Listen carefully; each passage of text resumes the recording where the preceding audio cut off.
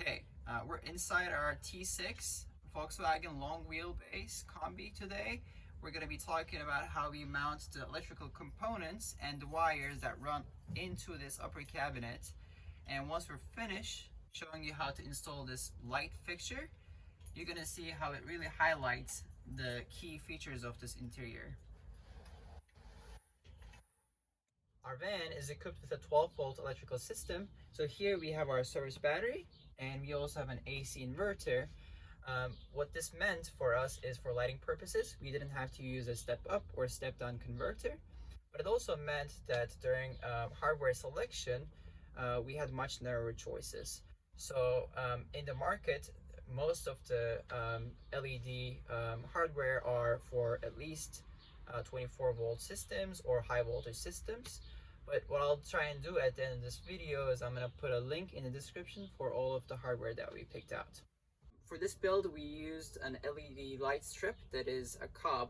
So what that means is if you look at these lamp beads, they're within proximity of one another. So the more you have, the denser they are. What it does, it softens the light source.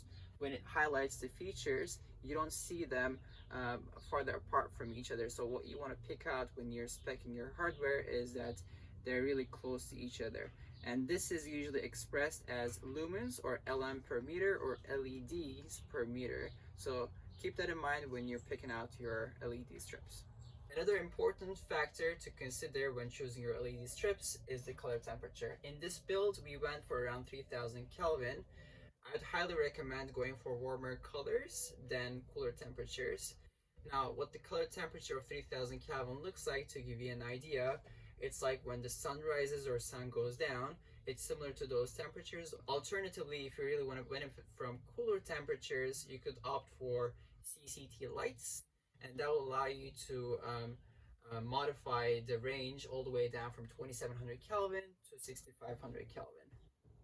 The brightness level, however, is different than the color temperature.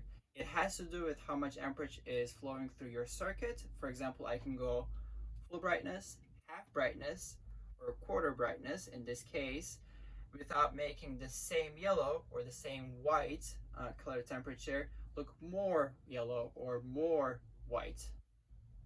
We also wanted to avoid using RGB type mixing LED strips for our installation. For a 12-volt system in our case, it was hard to find continuous lighting as well as color mixing options. For our build, there was an optimal trade-off between price and the continuity of these cob strips. So this is what we ended up with. But even though we hadn't picked out cob strips, our 3D printed interior would allow for the lights to naturally curve around and then make the diffusion look so much smoother and natural. We have this LED strip that has a width of 8 millimeters from side to side. And we also picked out this aluminum profile that is V-shaped, and you're going to see how we mount this against our 3D printed upper cabinet in a little bit. But basically the inner dimensions of this aluminum profile has to accommodate the width of these LED strips. So once we put the sticky side of this strip and it sits in there nicely, it needs to be not more than the inner dimension of this trough here. So now we're gonna show you how to install this whole assembly in our printed cabinet now in the shop. Let's go take a look. Okay, now we're in the lab. What we're gonna do is we're gonna take this LED strip and cut it to the right length using our miter saw. And after we use the sticky tape behind this to stick this inside the aluminum profile, we're then going to take this connector, attach it to the end, and then use this pigtail to attach it to its other end through the holes of our upper cabinet.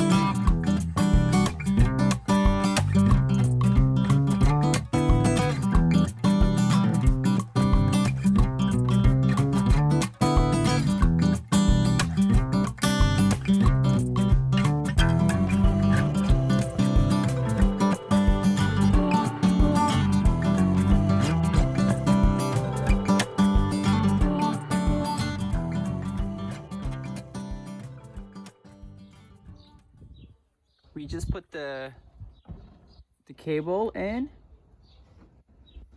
That is part of our electric wire drops. Go ahead and mount it.